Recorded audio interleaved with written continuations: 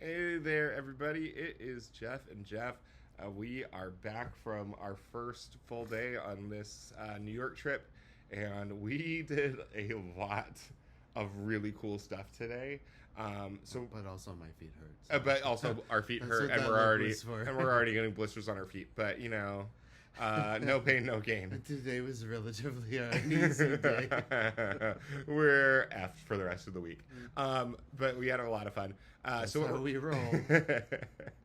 Yeah. So we're gonna talk first about the shows that we saw, and then we'll talk about the other touristy stuff that we did. But it was some of the coolest stuff I think we've ever done in the city. It was today.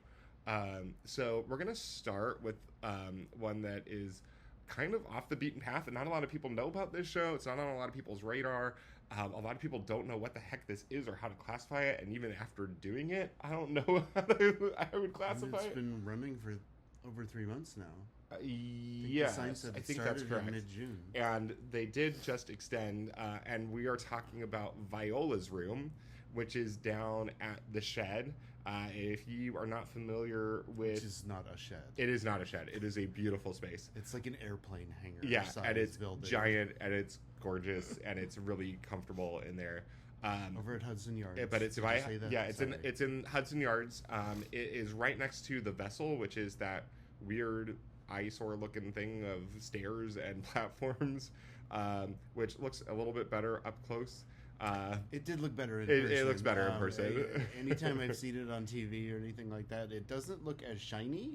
Yeah. And that I think, and it doesn't look as tall. Yeah, the shininess seemed to like add to its grandeur. It's cool. I'm glad we didn't pay $10 to walk up and down a bunch of stairs, but but it is in a really kind of interesting hip part of town. And Viola's Room. How would you classify or describe Viola's Room? Because it's not a play. You're not seeing a play. It's not a performance. How would you describe this thing that we did? A haunted house with a story? Yeah. Sans jump scares and actors? It's odd. I would say it's to like confuse you more by the description. I'd call it like a theatrical experience. Like it's an definitely. experience, and it is definitely theatrical, but it's not theater in the way that you would think of it. Although a lot of people that do theater in the way we traditionally think of theater are involved in this thing. So this is an immersive experience produced by the company Punch Drunk. If you have not heard of Punch Drunk before, they are the ones that produced Sleep No More, which was an immersive show that did involve actors and ran here in New York for like 10 years, I want to say. Like it ran for a long, long time. And that kind of made Punch Drunk like a big, very recognizable organization within the theater community. So I believe this is their first show that they have done without actors. They've done this, I believe, in London, and now they've brought it here to New York. I personally think that this is an experience that they could take really anywhere, as long as they could find like a convention center or some sort of event space that had enough room to put this on, because it does take up a lot of room. And we'll talk about that in a little bit. But it is a walkthrough experience that you do in small groups. I believe the biggest group that you can have is 6 or 8 people. If you're in a smaller group than that, they will sometimes pair you up with other people in the same time slot. We actually had tickets for 4 o'clock today, but we got there about half an hour early, and they just let us in, and we went through the entire experience, just the 2 of us. They put no one else in our party, which was really cool. And I think that really kind of added to the experience, because that there were no other people with us. And you never saw another group either. Like, I know that there was a group in front of us, and I know there was a group somewhere behind us. You never heard them. You never saw them. So why don't you talk about like what happens when you first get there, when you first arrive? What do they kind of walk you through before you really get into the experience? So when you first get there, they lay down a whole lot of ground rules, and say, there'll be some limited crawling, and it really was limited. It Very was limited. Like one moment where you're crawling. for like Maybe, less than 5 feet. Yeah. Some tight spaces. Again, there was only really one moment of those, but It's lasted very a while. effective. And moments of dim light and sometimes pitch black darkness. Yeah. Always moving forward, never backward, and follow the light. Yeah, they just keep saying follow the light, which at first sounds like weird. Which isn't giving anything no. away either, because that's their tagline and it's We're- not all their merch. right. So, But and then you get into another room, and they have another person there that asks you to remove your shoes and socks and any electronic devices that you may have. They ask you to put those in a box that they provide for you, and you put your name on the box. And then they have you sanitize your feet because you are barefoot through this entire experience. And they give you noise-canceling headphones that are attached to an audio device that goes in a little pouch that goes around your neck. And then it's pretty small. I assume it's it was really like small. an iPad mini. Yeah, that's kind of what I'm thinking it was too. It really is. And from there on, you're walking through this space, and there's a story being narrated to you by Helena Bonham Carter. If you do not want spoilers about what this story actually is, I would skip ahead. So the entire experience is based off of a short story from 1901 by Barry Payne. The short story is not called Viola's Room, it's called The Moon Slave. But what Helena Bonham Carter narrates really is, I believe, the short story word for word in its entirety. The short story is actually very short. If you look up any audiobooks of it, it's maybe like 15 to 20 minutes. It's very, very short. This experience is about an hour. They really pad it with music and sound effects. There's something, you're listening to something the entire time, whether Helena Bonham Carter is narrating at that moment or not. What did you think about the sound? Because sound is such a big part of this experience. It really was, and at the beginning they test to make sure you're hearing properly out of your left ear versus and right ear, and they use that quite a bit, honestly. A little bit, like specifically where it's only coming out of one ear versus the other throughout the experience. But I could tell during it, like there would be certain, like that's how they kind of made it feel like things were in different places. Right. And the sound design for this, by the way, is by Gareth Fry, who's one of the best sound designers in the world, and has made a name for himself for doing stuff with surround sound and really kind of creating like a three-dimensional soundscape. And he does that so effectively. There were definitely moments, we talked about this after, and obviously because you're wearing headphones, we couldn't talk to each other the whole time. But there were moments where I felt like sound was not coming from my headphones, but was coming from in front of me. And I'm not sure if that's actually the case, or his sound design is just that good that you think that sounds are coming from behind you or in front of you, but they're actually not. I'd be really curious to find that out. And the music and sound effects that are used in this there's an instrumental score that comes to play here and there throughout it. I don't know if that was original or not. Yeah, I'm not sure either. Certainly there were some pieces that definitely were not. Yeah, there were some classical pieces that were very recognizable that they used bits and pieces of, but then they also interweaved some like mid to late 90s pop music that was indie kind of pop music that was fun, which also kind of ties into their set design. We'll talk about that a little bit. But yeah, the 90s, I'm trying to remember what 90s songs they used. Cornflake Girl by Tori Amos was in there. Kissed by a Rose from Seal, we hear a little bit of that. They go back to Black Hole Sun by God, what band is that? What is it? I should know this. Is it Soundgarden? That's what I was thinking. Is that right? I don't know. If we're wrong, someone drop that in the comments when we post this on YouTube. I'm pretty sure it's Soundgarden.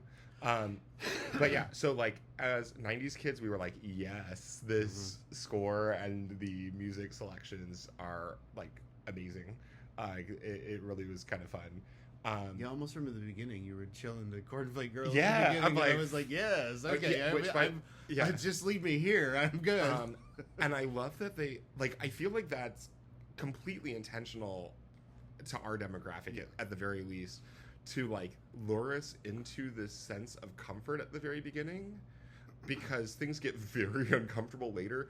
I would describe this by that you mentioned kind of like it feels like a haunted house or like something like that, but without actors and jump scares. It is definitely set up that way, of like a haunted maze kind of thing that you would find at like Universal Studios during their haunt fest, and you know, any theme park that does that kind of stuff, where you're always moving forward, you're through this experience, but you never really know exactly where you're going.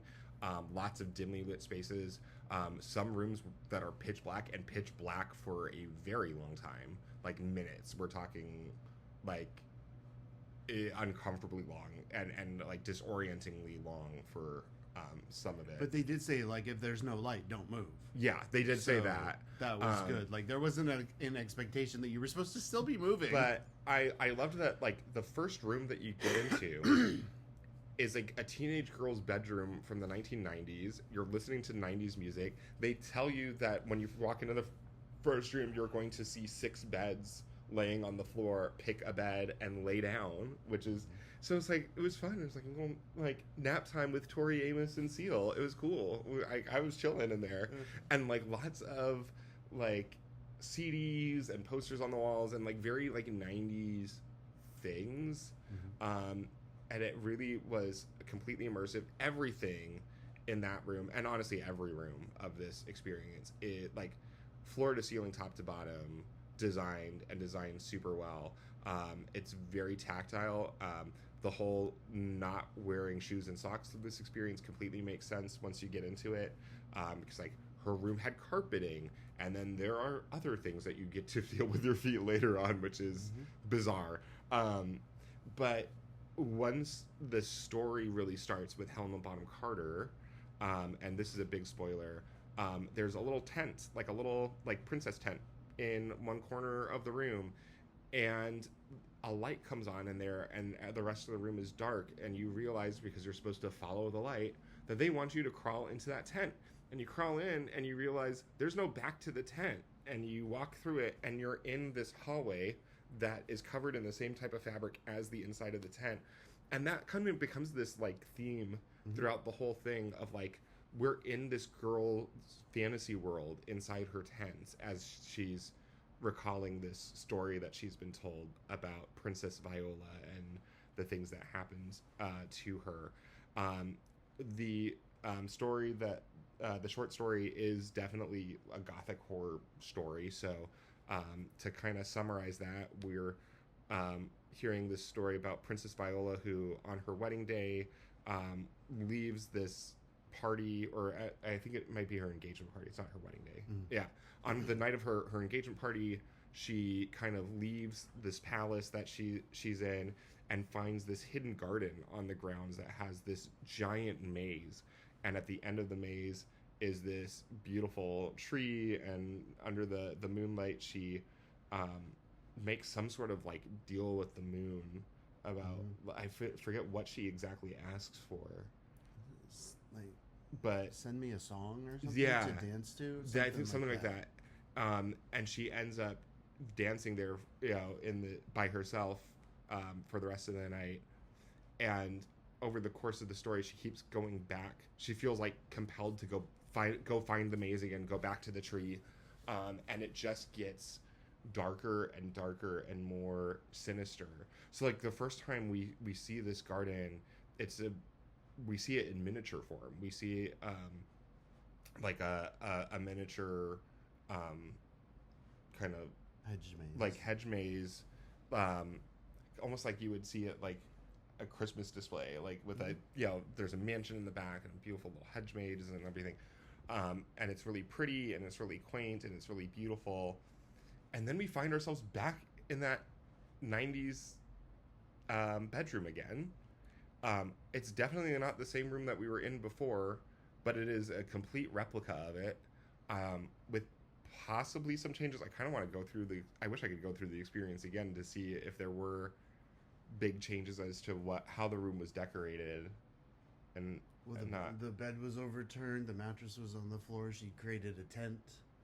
Did she? Around on top of around her I bed. did not now. notice that. This is about the That's bed. where the CDs and Walkman. I did were. see the CDs and the Walkman and stuff, and there was like, Paper, and then she was drawing pages of books were Yeah, that's true. She plastered had to the wall, and she with and she was starting to draw the tree, right? and she had circled certain words. And I did not notice any of that stuff with the word. I mean, I noticed the stuff with you the couldn't CDs, get close enough, and it wasn't bright enough to really see. but I did not notice words, that the bed but- was freaking overturned. That's crazy. Yeah, Okay. I didn't notice that the bed was overturned until we were like exiting and going Oh, around it, and okay. I was like, "Oh, the bed frame is not oriented the way it's supposed to be." Like I noticed the Interesting. netting, and she had created a tent for Ye- herself. okay. But yeah, But like a lot of the other like the stuff on the shelves is pretty much the same. Yeah. Everything else in the room is and the size of the room is exactly the same.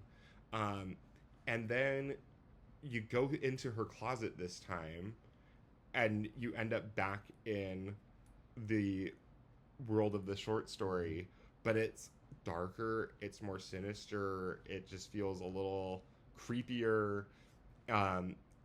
And everything from that moment on is she just starts to lose time. yeah, she starts to lose sense of time.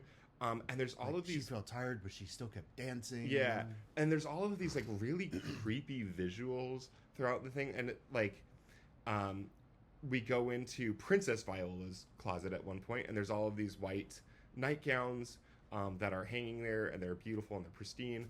And then we end up in the same closet again a few moments later, and they're covered in mud because she's been wearing those nightgowns out every night to go dancing in the garden. And what we're stepping on by also throughout most of this is like cushion padded flooring to give us that sense of like we're in that tent, like everything that we're experiencing is in the world of this little girl's tent.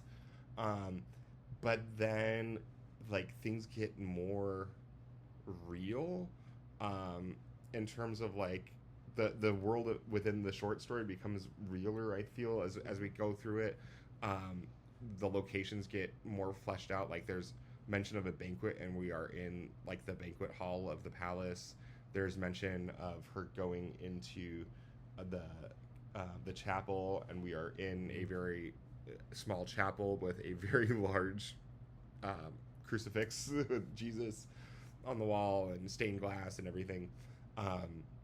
And the way this is all lit, by the way, lots of these rooms are lit by like one fixture at a time.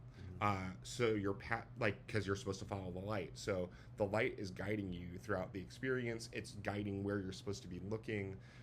There are moments where you get to parts of the room and you're like, I don't know where they're going to take me next because I don't see a door. I don't see an exit. I don't see any way out.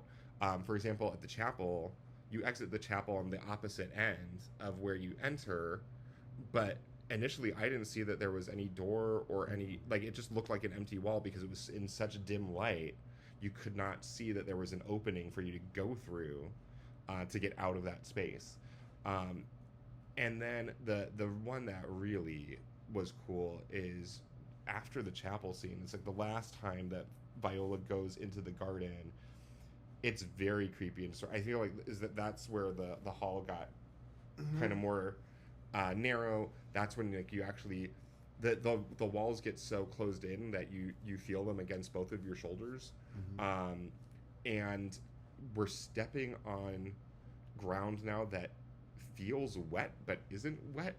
Like it feels like you're walking through a dewy kind Felt of like wet grass kind of, yeah. but it wasn't, like, because I could tell that like my feet weren't getting wet. It just felt wet and cold. It was very bizarre. But you get to this one area, or there's also some areas in there where like they make you feel like you are in the maze. I feel like there might have been some places where we actually did double back on ourselves because the light was asking us to like go in a circular kind of formation. But then towards the end of this experience, you get to a dead end, and like I really had no idea where the heck they were taking us after that.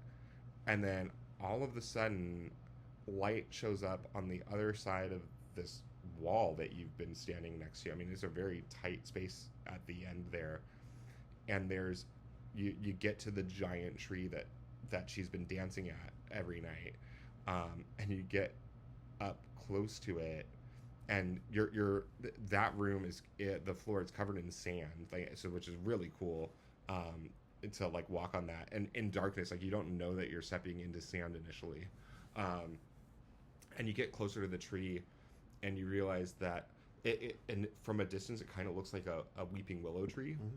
And as you get closer, you realize that all of the branches and all of the willows are hanging from the tree are actually ballet slippers that are hanging there, because ballet slippers have been kind of this motif throughout the whole thing.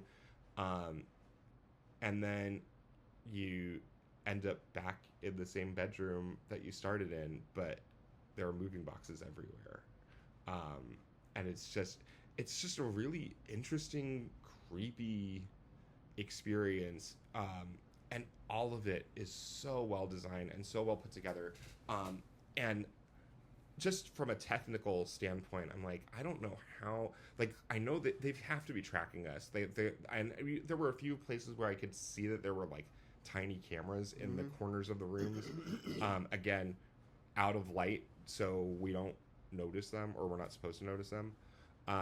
But tracking the groups and tracking their progress and making sure that the light and the effects and because there are certain things that are moving and certain things that are changing in those rooms, that all of it is timed to what we're hearing and timed to our pace as we're walking, is really impressive. And I'm just, and you never see a crew member. We didn't see a single other person that entire time, or heard them. So I was really impressed by all of that. Do you have anything else that you want to add? No. So we did mention, it was really cool. We did mention the whole, like, it felt like a haunted house. How do you think that this compares to other haunted houses, or like what would you say to people that don't do those types of experiences?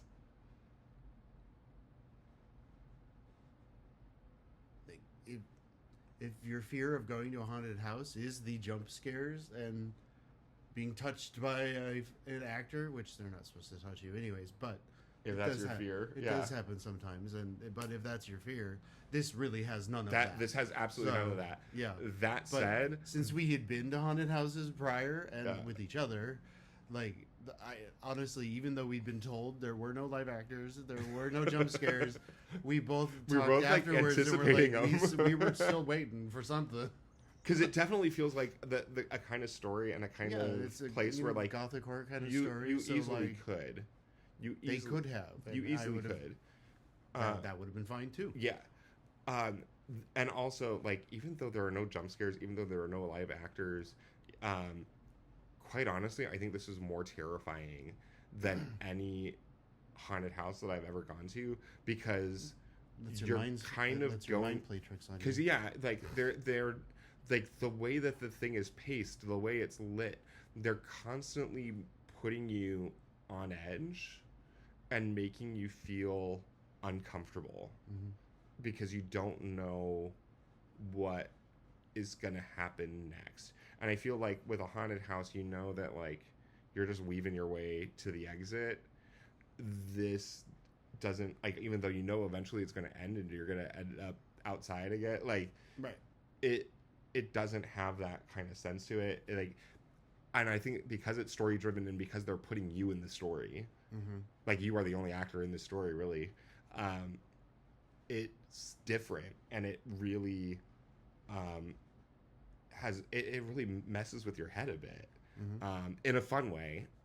I would definitely recommend this. I would do it again, and you know, I think for me, this has kind of changed what I feel theater can do. I mean, I feel like this was just as good as any show that we've experienced here in New York. And yet no actors and no stage, and definitely stagecraft and design work, but nothing else that you feel or you've been told is necessary to make theater. Yeah. Any other last thoughts on Viola's room? No, I mean it was super enjoyable. It was really cool. I mean, I had kind of been wary of like this immersive theater kind of experience before, because I'm like, because I think, and again, because I was like, it's like a glorified haunted house, and right. I mean, yeah, that was kind of what this was, but also it wasn't. So right. like it was, So it's a good introduction to immersive theater, and like, because the thing with Sleep No More that I was always kind of wary of is like, well, you're getting led in different directions. Yeah, that's with a good that point. One, you were led in different directions by actors and such, and you didn't get the same story every time you went. Sometimes you didn't get the complete story, from what I heard. So like that was kind of, I guess, what I was worried about with. Yeah, that's true. With an immersive kind of experience was like, well, but I guess FOMO. Like, what am I missing by going in this room instead of that room? And if I can't go see everything, am I going to have the full experience? And you didn't get to do this one with me. But I'm thinking now about the Gatsby one that I did. So I did the very short-lived immersive Great Gatsby that was here a couple years ago, which was excellent. I had a great time. But yeah, there was definitely elements of like, side characters would pull you into a side room, and I'd be like, but now I'm not following the story of Gatsby and Daisy or Nick or Jordan. Like, I wasn't following any of the main characters anymore. I'm following, Meyer Wolfine or whatever the heck his last name is. I forget.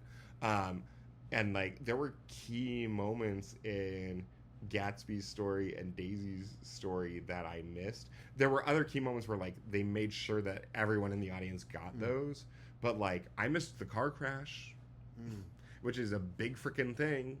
I heard about it, but I didn't see it because that was not happening in the room that I was in.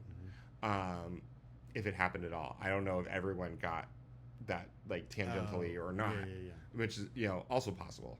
But anyway, yeah, you're right. Like this, because it is so controlled, like, yeah, it's immersive, but everyone is getting the same experience through this thing, which is kind of cool. Yeah. All right. So the next show that we got to see today was very high on our lists. And I'm really glad I saw this. Man, this made me feel things in the best way. We got to see Maybe Happy Ending this evening. And even though we know it's going on tour, and it will probably come to Austin at some point. God, I hope it comes to Austin. The biggest reason for wanting to see it here was certain things that they do technically with the show. We were afraid they wouldn't be able to travel with, that they'll have to adapt. So we wanted to see it here for like the original effect. Yeah. So we know what to compare it to. And it's really cool. There's definitely some effects that I'm like, I don't know how, when you go on tour and not every theater is built the same way, that you're going to be able to pull off some of these things. I think a lot of things are going to have to be modified. That doesn't mean don't go see this one at tours and only see it in New York. Like, go see it. Is still great. Go see it. And I'm honestly really intrigued by how certain moments are going to have to be redesigned. How would you? Well, first of all, let's kind of just talk about like what this show is and what the story is in general, and then we can talk about performances and design and direction and what we liked. So we know it started actually as a show as a musical in South Korea, right? And it's been performed for like years. 10 years, I want to say, out quite there. A while. So I have, in terms of set and how it's been staged before, I have no idea. Right. But the story is just It's adorable. It really is. It's a not too distant future where humanoid-looking robots are our helpers. They're literally called helper bots. Yeah. And they're like our butlers, maids, whatever. They help do things for us, help us around the house, particularly people who live alone, I think, or who just want help around the house. It's not meant to be like a slave situation or anything, but yeah. And it's so that's the premise for the whole thing, and it starts out as a helper bot. We open on a helper bot in the helper bot retirement community, where they're all sent to live out their end of days before all of their parts fail. Right. Essentially, which is really like it's an allegory for human life. Too, yeah, so. it's funny, but then when you think about it, you're like, oh man, this is sad, and oh my god, they're in a retirement home, even though these robots look incredibly young, because the two actors that are in these roles right now are incredibly young. But yeah, we're in a retirement home for humanoid robots that are obsolete. They're older models. Their parts are starting to fail. We initially meet Oliver, who is a Helper Bot 3 model, and he lives a very simple life. He talks to his plant Waboon, who is his only friend. He's expecting his former owner James to pick him up from this, and he is obsessed with jazz records because James was obsessed with jazz records. And his neighbor across the hall, Claire, she is a Helper Bot 5, and even though she is a newer model, the newer models have problems holding a battery charge, so her charger keeps failing, and she keeps borrowing his charger, initially not really kind of against his will. He's not exactly pleased that he has to help her out, but you can get it between these hours. Yeah. He's kind of every other day or whatever. He's kind of a dick to her initially, but yeah. But they you can have it from 1 to 5. But they start to kind of warm up to each other, and they realize that both of them want to visit Jeju Island for different reasons. So James, Oliver's former owner, lives on Jeju Island, and he wants to go visit, find James and visit him. And Claire wants to visit Jeju Island because of the fireflies that live there. And she's tell them why she's fascinated by fireflies and why she's interested in seeing them. Because they're like tiny robots. Yeah, right? they view them as tiny robots. They produce their own light, and they kind of think they're tiny robots. They just they produce their own light, and they go recharge during the day. Yeah, they're which is a great little metaphor, and also fireflies only live for a couple of months, so there's this idea of mortality involved in that. So I feel like it's a great metaphor in a lot of ways. But they get to Jeju Island. They go on this road trip together. They eventually fall in love, which that's no surprise here. Although you see it coming as soon as she knocks on the damn door. But they have to reconcile this idea of okay, we love each other, but our parts are failing, and she realizes that she's only got about a year before she's not able to charge at all. And do we go through the rest of what happens, or do we spoil it or not?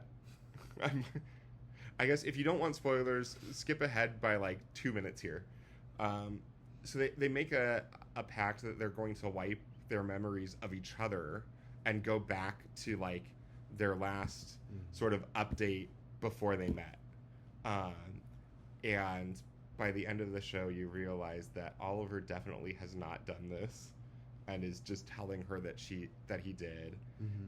And I believe that she didn't wipe her memory either. I think there's a few things in that last scene with them that make me think that she didn't do it either. Neither of them could make them. They both decide to remember love and remember each other, and not wipe their memories, which had me crying like crazy, even though I knew this is how this show was gonna end, because someone had already told me. I was like, yep, it's so well written and so well done and so beautiful, and just goddamn these robots for making me feel more human. Like, and it really is a beautiful, wonderful show about humanity and mortality and love and loss and pain, um, and we choose to go through all of this anyway because we know it's worth it. And it's just wonderful. What did you think? Let's talk about the book and the score and direction. What did you think about all of those elements in the show? I liked all of them. In terms of direction, it was really the way in which it's staged that lends itself so nicely to kind of directing your focus.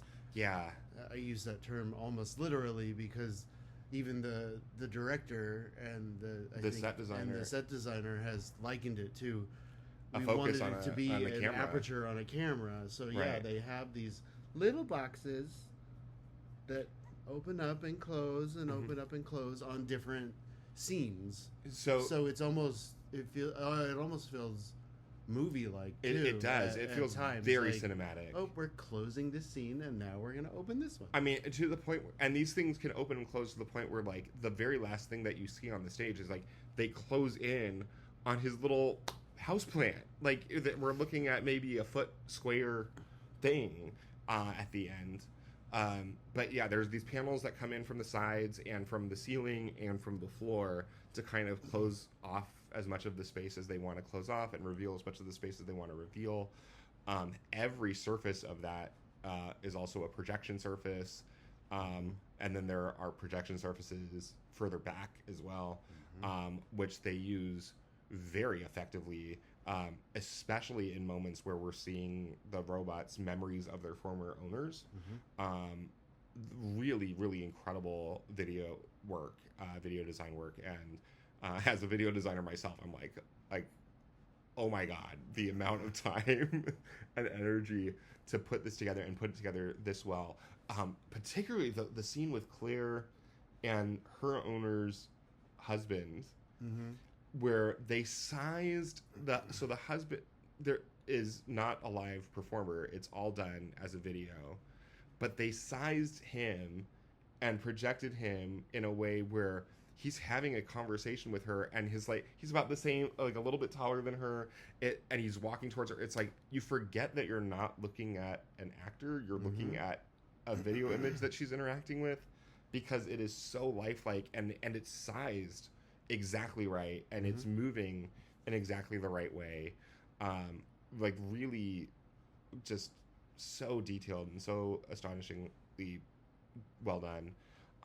There are also some effects regarding the fireflies that I would love to know how it's done.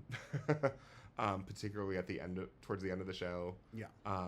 There is a firefly that flies over the audience and goes all the way up to the balcony, and I'm like, I don't know what the heck that's attached to, because I didn't see anything. Yeah, but like really, really incredible design work and direction and staging choices here. The scenic design too. It's like so many sets in this show, and like all of them are big. I have no idea where all of these things go. I'm guessing they lucked out and got a Broadway house that actually has room. Yeah. Because a lot of them don't have room in the wings, but like these are massive pieces that are going off stage at some point. Let's see. What anything else we want to say about? Oh, we didn't really talk that much about the book or the score. Both of which won Tony Awards, and the show as a whole won a Tony, and their director won the Tony Award this year as well. I think all of those are super well deserved. But book and score, what are your thoughts on that? Yeah, I mean, well, when we walked out, we were like, well, there nothing really to change Right. about that show. Right. Like this is a Everything perfect show. flowed. I didn't feel like anything was lacking in terms of. No, I needed more explanation of why that happened, or things felt organic. So Right. I think the length of the show is perfect too. It is just under hour and 45, hour and 50, no intermission. But it moves so quickly. There really are no dead spots in this show. And the score is, I think, one of the most well-crafted, most beautiful scores in recent memory, and very eclectic. But everything still fits. Like there's some beautiful orchestral moments, like completely instrumental moments that feel very again, I think add to that cinematic sort of flavor of this show. Because the main character Oliver is a fan of jazz music. There's quite a lot of jazz music, almost all of which is sung by Des Duran, who plays this character called Gil Brentley, who was Oliver's owner James's favorite jazz musician. So of course he is Oliver's favorite jazz musician. And my God, like Des is the perfect voice to be singing that music. He needs to release an album of jazz standards. Like, just his voice is like butter. Like just an incredible vocal. Like, has that Rat Pack sound down. And then the rest of the score sounds very modern. Sounds very kind of contemporary musical theater. There's some really, really beautiful stuff in that score. And yeah, I really enjoyed the music of this show. So we talked about Des as Gil. I guess we should talk about the other performers, of which there are only 3 others, and this is going to go quick. Very small cast, yeah. So let me pull up the cast list of the current Broadway production. So I want to talk about the one actor that plays pretty much all of the other characters in this show, and that is Marcus Choi, who plays James and James's son, and pretty much any other person we ever see. What did you think about his performance? I mean, he's in a lot, but he's not, since he's kind of just like in the background interacting with the main characters. Like he serves his purpose. He does a good job. He does a really good job of it. I wish he could sing more, because he really only gets one number, and it's a duet with Oliver, but it's beautiful. He's got a great voice. I really also enjoyed that he plays James and James's son. It took me a while to realize it was the same actor. It was the same one, yeah. Because they've costumed him so well, and his mannerisms as each are very different, and his voice for each is very different. But yeah, he just kind of slides into these roles, and like it just sort of disappears into them, which is a very hard task. And I wish there was more of him in this, because I feel like we didn't really get to see everything that he possibly can do. I would also say the same about Des, because he really doesn't have any dialogue. He just comes in, sings a jazz tune that kind of comments on whatever is currently going on in the show, and then leaves. But he does it so well. For all intents and purposes, this is really a story about 2 characters. It is a 2 character. I mean, there are 4 actors in this show, but it is a 2 characters that are driving everything. Definitely. So let's start with Helen Jashin as Claire. What did you think of her? She was just adorable. I loved her. And I thought it was interesting, just so comparing the 2, since one is meant to be an older model and one's a newer model of the helper bots. You could tell that she had more humanistic mannerisms than he did. He was much more robotic, for lack of a better term, but he was more logical and like, a little bit stiffer in his physical movements. So I thought that nuance was interesting. I interesting agree. to see, like, because she some of the times I forgot that she was still a robot, except when Right. she was calling for I need a charger. And powering down when Yeah. first is supposed to. Yeah. No, she. Yeah. Whereas really his character didn't really forget he was a robot because his mannerisms were always right.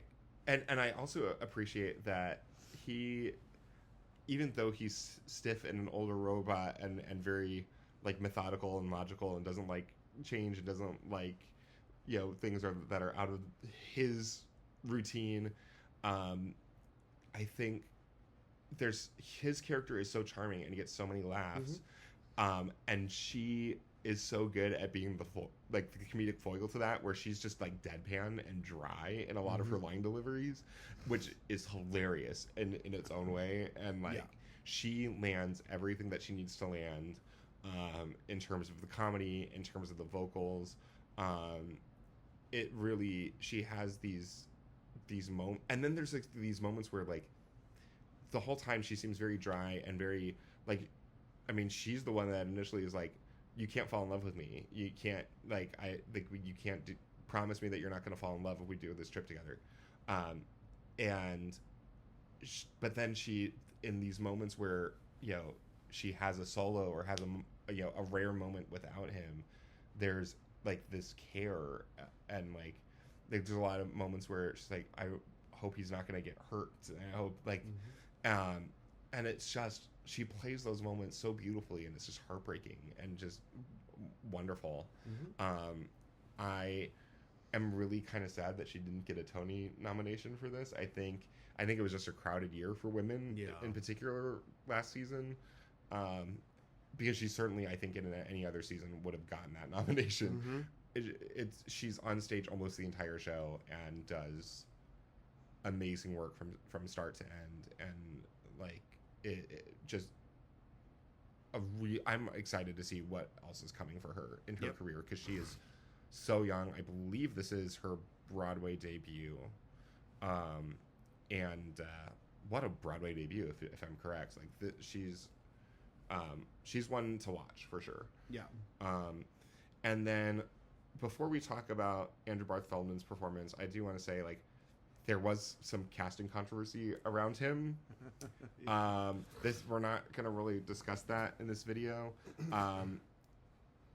Although I will say quickly, I kind of personally see both sides of this. I think, in one way, it doesn't matter the race of the people playing Claire and Oliver, because they're not human. They can be whatever race their manufacturer decided to make them. However, this show was groundbreaking by having a cast of all Asians, all Asian Americans, and Darren Criss just broke a record by being the first Asian American actor to win a Best Actor in a Musical Tony Award.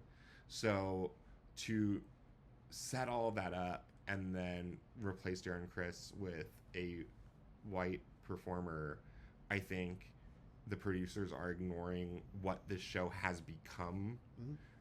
And I understand that that's not what the show initially was, but it certainly became that. And I feel like I wish they would respect that legacy a bit more in their casting choices, because I know there's going to be a lot of other regional productions and community productions and high school productions of this show, because God, it is good, and it would be amazing for smaller theaters to do.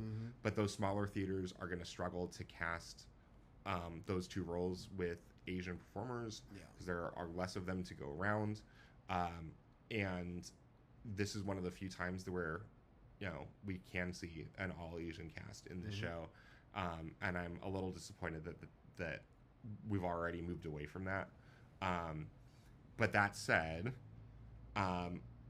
Andrew Barth Feldman's performance in this, I think, is fantastic. And I think it's high time that he originates a role on Broadway. I think I really appreciate his talent and what he can do, and to make your Broadway debut as Ben Platt's replacement in Dear Evan Hansen at, I think he was 16, 17, like he was a high school student at the time, I believe, when he did that, or just out of high school.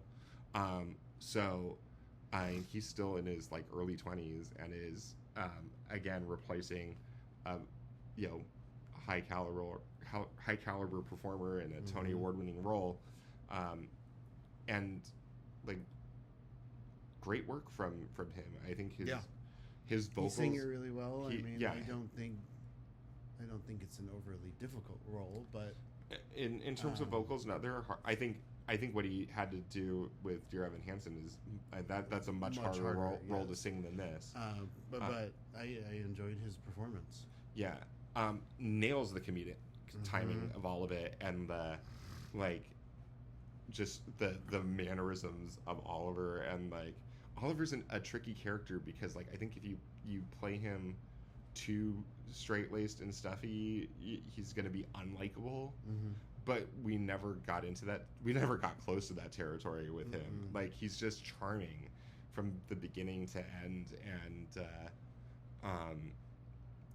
lands every joke that he's given, lands every moment, every emotional moment with Claire as well.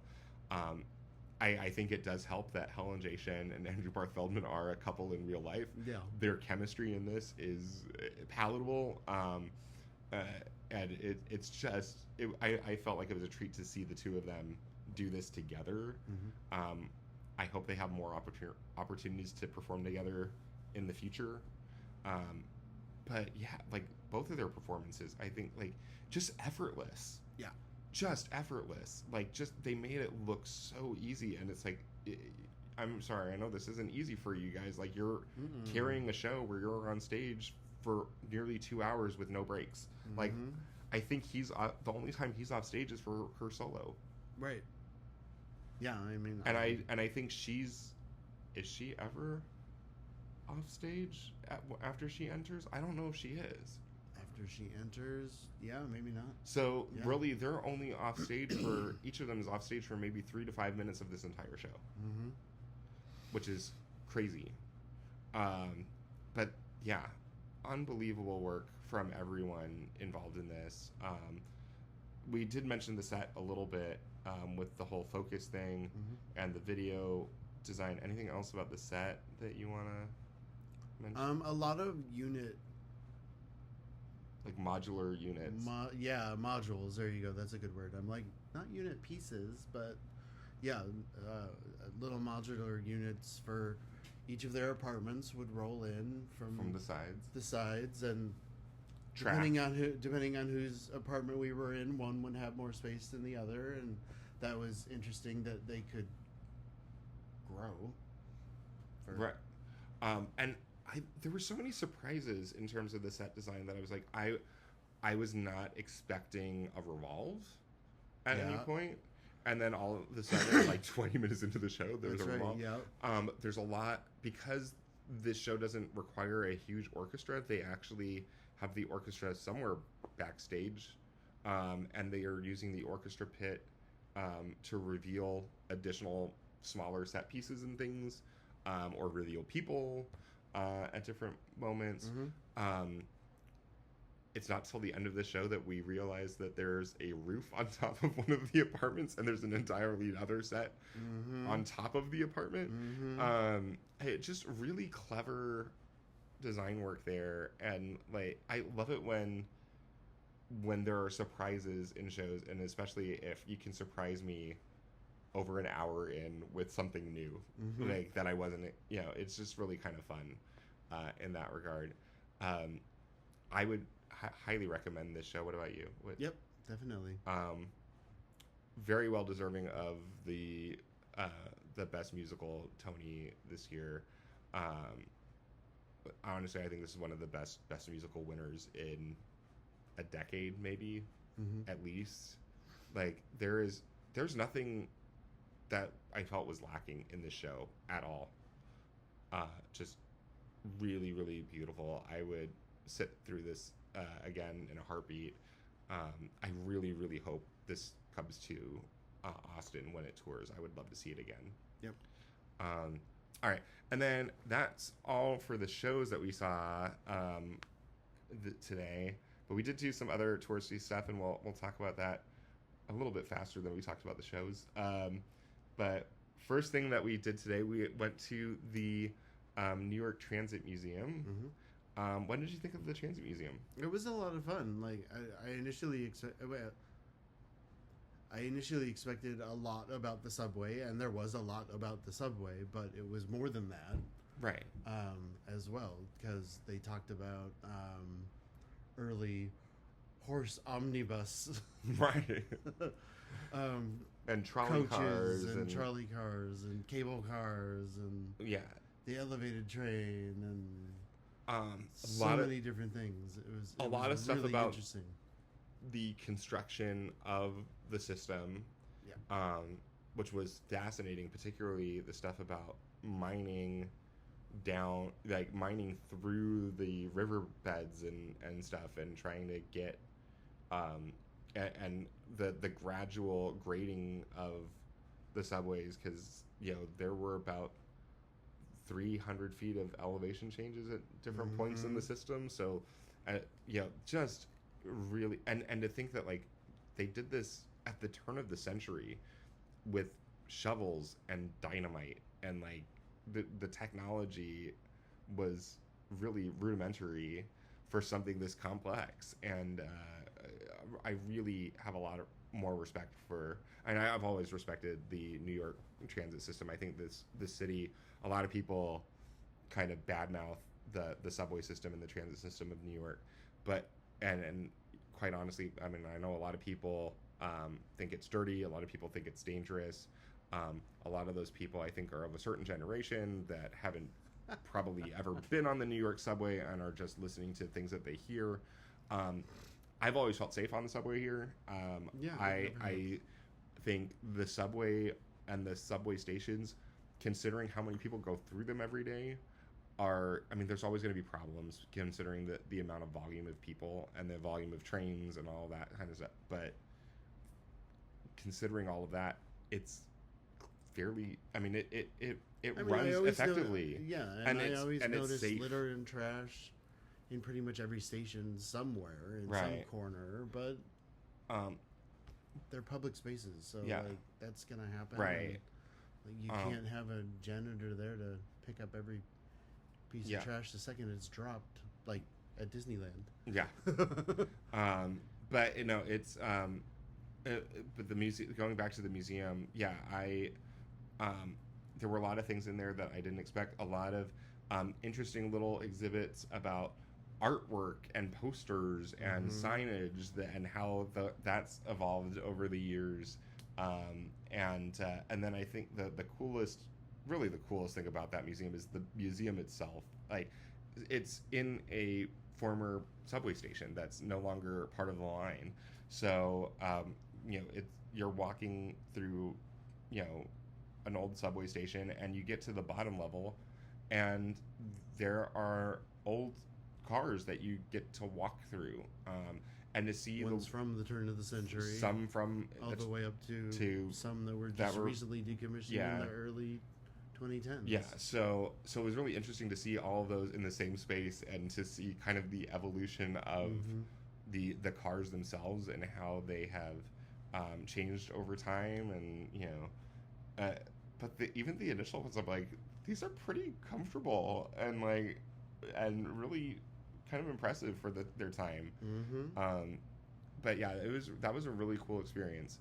And then the other museum that we went to today was the museum at the Fashion Institute of Technology, or museum at FIT.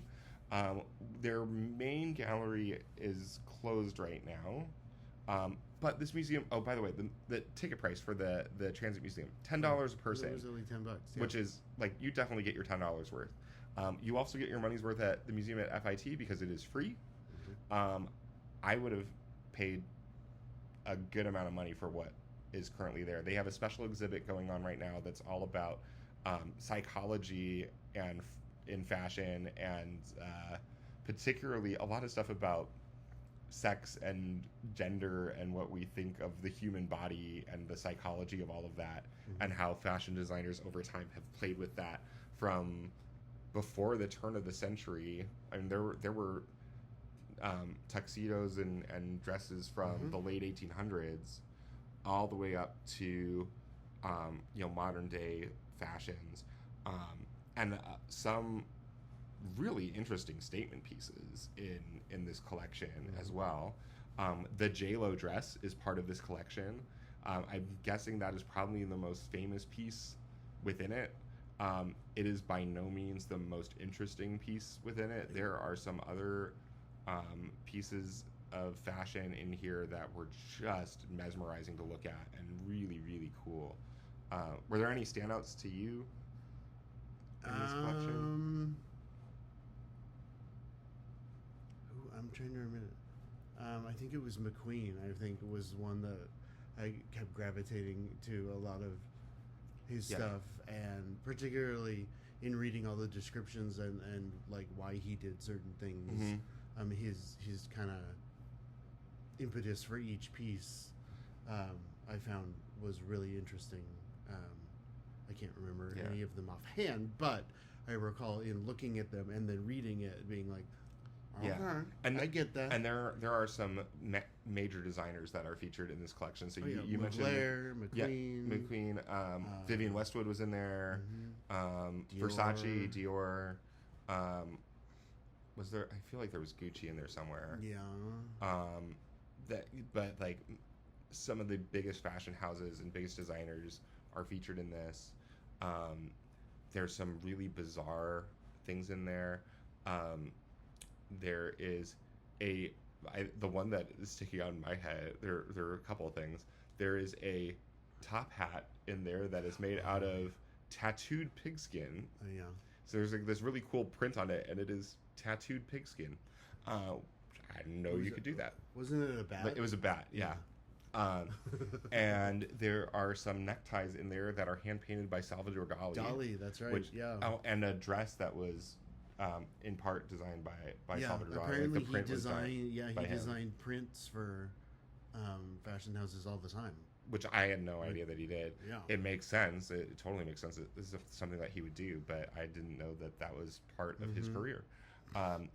But yeah, really interesting exhibit. A fairly large exhibit for a special exhibit. I mean, if you really wanted to look at every single piece and read every single thing, you'd probably be looking at 45 minutes to an hour of time in there.